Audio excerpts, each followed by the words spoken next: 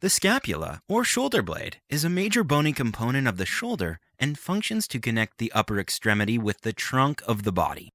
The scapula articulates with two other bones, laterally with the humerus at the glenoid cavity, which is now seen here highlighted in green, and superiorly with the clavicle at the acromial process.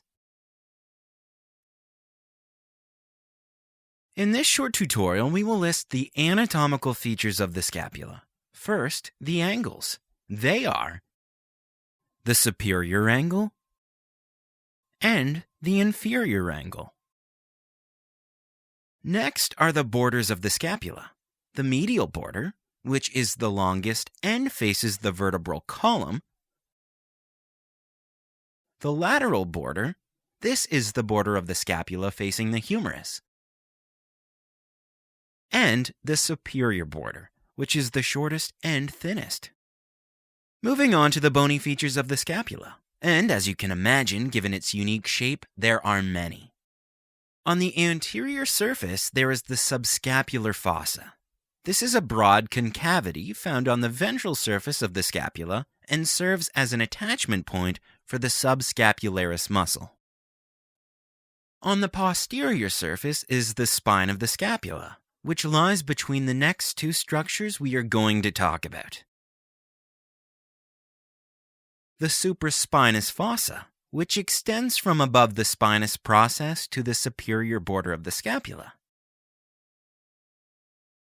And found inferiorly, the infraspinous fossa. This fossa extends below the spinous process to the inferior angle of the scapula. Another major feature is the coracoid process, which, with the acromion, are two important projections of the scapula that serve as attachment points for ligaments and muscles.